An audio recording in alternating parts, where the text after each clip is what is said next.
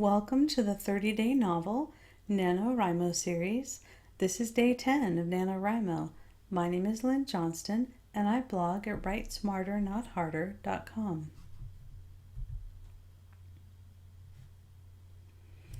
As always, we want to think first about how we're going to move the story forward today. Right now you're heading into the first pinch point. The pinch point is actually different than a plot point, and here's the difference. A plot point is a crisis that the character is hit with, and it's usually precipitated by the character's behavior.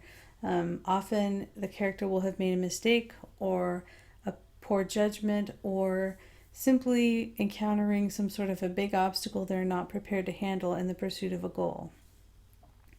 The pinch point, on the other hand, is about the protagonist feeling the influence of the antagonist in some way.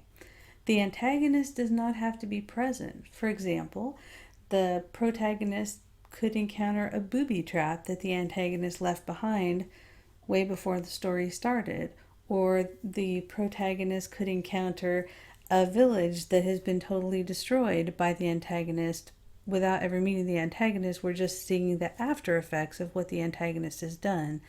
It could be that the protagonist is running into the antagonist's henchmen.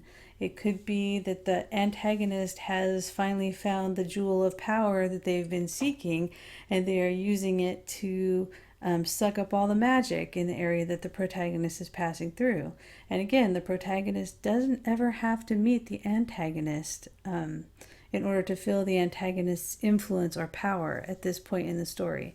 And of course, we want whatever influence or power that the protagonist is feeling from the antagonist to affect them in some way and make it harder for them to accomplish what they're trying to accomplish. So, heading into your first pinch point, you want to ask yourself, how is the antagonist growing stronger or more powerful? And what is the antagonist going to do with this newfound strength?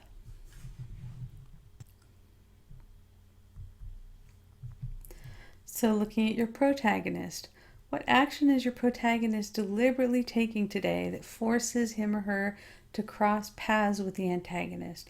And I put the word deliberately in there because right now the protagonist has come out of their crisis, they've made a decision, they've chosen a direction, and from here on out through the rest of the story, your protagonist needs to be actively pursuing a goal and actively taking actions and making decisions. Passive protagonists are boring. Active protagonists, even if they're in a really bad situation and circumstances are forcing them to go a certain way or to pursue a particular plan, you still want them to look at those crappy circumstances and make a definite decision and say, yes, we're going to keep going even though this sucks. Or, yes, we are going to change direction and go back the other way because we've clearly made a mistake. And you want whatever path crossing to happen need to be something that is the result of the protagonist's actions. You don't want the antagonist to be completely driving your story. You want the protagonist and the antagonist to be taking turns driving your story as they do things to each other. You also can ask yourself, does the protagonist see the conflict coming, or will he or she be blindsided?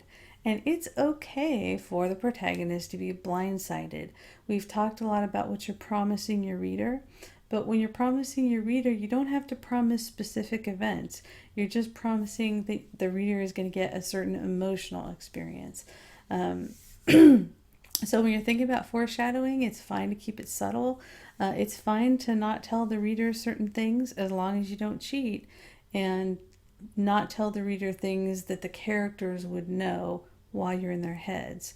That's a no-no. It's like if the protagonist knows something and you never let the reader know that the protagonist knows it, they're going to feel cheated later when they find out that the protagonist has information that they didn't, and you're going to set your reader up for disappointment. Okay, other characters in your story. Are the other characters in your story aware of the antagonist's actions and the fact that his power is increasing? If so, are any of them going to attempt to warn the protagonist? And this could be anything from an ally saying, hey, I don't trust this guy, I think he's trying to mess us up, to the stereotypical horror movie gas station attendant who warns the kids off when they're heading up to the cabin in the woods. It doesn't have to be someone who's close to your protagonist that issues that warning. The warning does not have to be clear. It just has to be something in retrospect that the reader would recognize that was someone trying to warn the protagonist. And of course, your protagonist can totally choose to ignore the warning, whether it's for pragmatic reasons like we don't have a choice, we have to go through the mountain pass to get where we need to be. Or it could be because the protagonist genuinely doesn't recognize that they're getting a warning, or they don't think it's a valid warning. Looking at the conflict of your story, what positive goal does your protagonist pursue today that's going to cause him to cross paths with the antagonist or the antagonist forces soon? And again, whatever is motivating your character to pursue their goal, and whatever that goal is, that is your primary source of conflict in driving you into the first pinch point. So you really want to focus on what is my character, my protagonist, trying to do, the most important thing to them right now, and why do they want to do it? And then, of course, as soon as you know what they're trying to do and what they have to do to accomplish it, everything that's around them is a potential obstacle in achieving that. So looking at your setting, is there anything in your setting that is hiding the antagonist's power and influence, or that's making it more obvious that the antagonist is growing stronger? Sometimes you want the environment to actually be what warns your protagonist that the antagonist is up to something. And sometimes you don't. Sometimes you want the setting to just be the setting, and the antagonist, whatever they're doing, to not be telegraphing that through what's happening around the character. Looking at your story promise for today, you're heading into your story's first pinch point. So what, as you set it up, because right now you're basically setting the characters up to get into that pinch point, ask yourself, what are you promising the reader about the first pinch point? And like I said, you're not necessarily promising them an event. A story promise is not necessarily foreshadowing, although it can be. You're promising them a certain type of emotional experience. And sometimes your story promise is very subtle. For example, if you're writing a story where your character's on a quest, and basically what you promise them is that it is going to get harder and harder to go the further they get into their journey and the closer they get to Mordor, that's okay. It doesn't have to be something that you have the characters talk about, although they can.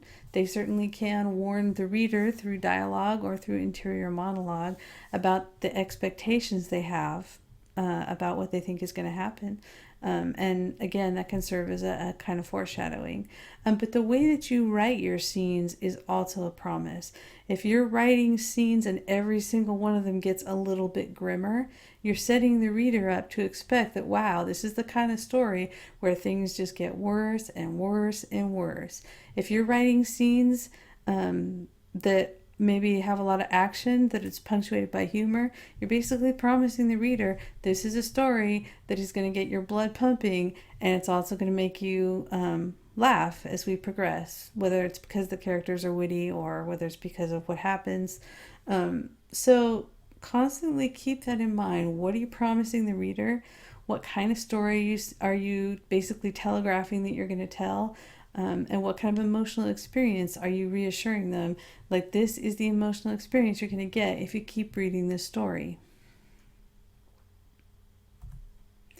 Getting started. Don't forget your pre-writing ritual. Don't forget your warm-up exercise. This is about the time you've been doing this for about 10 days. This is day 10. You're probably starting to feel fatigued because you've been really pushing yourself. It takes a lot of willpower and a lot of concentration and focus and determination to start a habit. Once you're in the habit, it feels a lot easier to write every day. But when you're just starting it, you're using up a lot of energy that normally was going into other things in your life.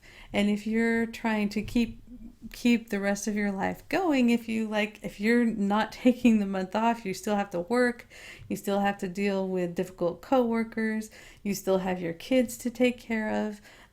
Whatever it is that you normally put your energy into throughout the day, you're basically stealing some of that energy and putting it into a writing habit. And if you haven't given up enough activities, or you can't afford to give up certain activities that also require a lot of energy, you can start feeling really fatigued.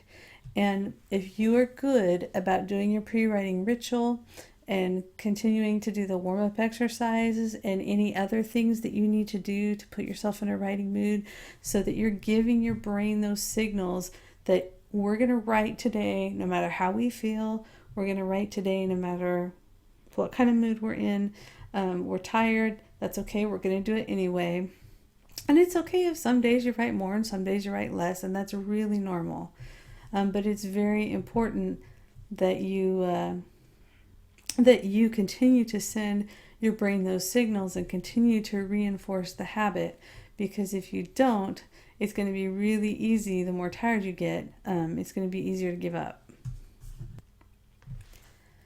And the other thing I want to say is that really make sure that even when your characters are trying to get away from the antagonist's influence, that they have a positive goal. Positive goals are more compelling than negative goals.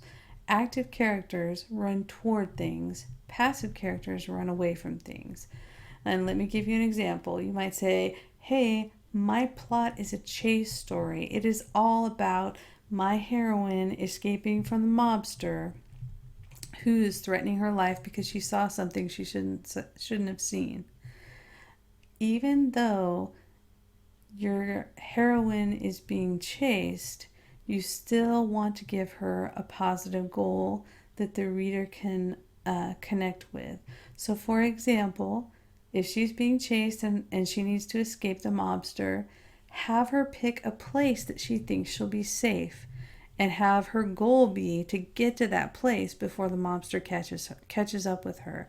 Or if what she needs is she needs to go find a particular person who can help her by protecting her or by helping her out with her escape plan, have her goal be to get to that person.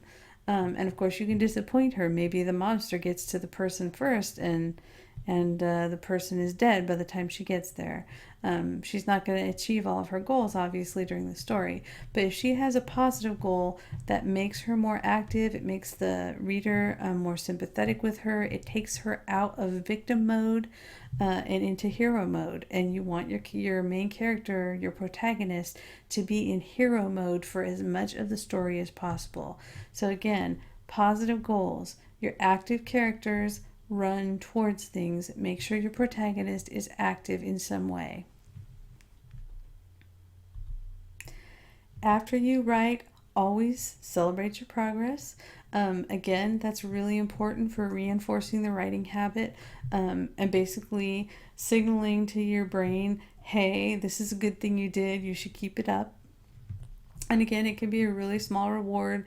It could be like a single peanut M&M. It could be a happy dance where you give your body some fun, energizing movement by putting on a good song. It can be telling somebody who's supportive and having them say, I'm proud of you, good job. Whatever you can do to reinforce this new habit that you're trying to build, do it. And if you can build a habit, if you can write for 30 days, if you can write for 60 days, if you can write for 90 days, somewhere in there, the act of sitting down at your desk and writing is going to change from something where you have to make yourself do it to becoming something where you just automatically do it and you don't have to spend willpower and energy making yourself start. All you have to do is you habitually sit down and you have that energy freed up for the actual writing. As usual, I encourage you to prepare for tomorrow, straighten up your desk or get your notes in order or do some brainstorming so that your mind is already starting to think about it. Make it as easy as possible for yourself to just sit down tomorrow and start writing. And this like preparation for the next day or the next writing session is another way that you can be basically signaling to your brain, hey, this is a habit. This is something we're going to do all the time. We're always ready to do this. And you want your brain to be always ready to write because it's going to allow you to get more writing done. If you have a writing habit where you are just in the habit of sitting down in a certain place at a certain time every day and writing, first of all, that makes it really easy for you to get into a writing mindset at your scheduled time. But also, if you have that writing habit and then all of a sudden you have a windfall, maybe Sunday afternoon, something that you're planning to do falls through and you've got a couple hours of free time, you can go sit in your writing place and do your writing ritual. And even though this is not your habitual time, you're still going to be able to get into your story faster. And the goal is to be able to get into your story world quickly so you don't spend a ton of time staring at the screen wondering what to write. Thanks for hanging out with me today. I'll be working on another video for tomorrow. I hope to see you then. Take care and happy writing.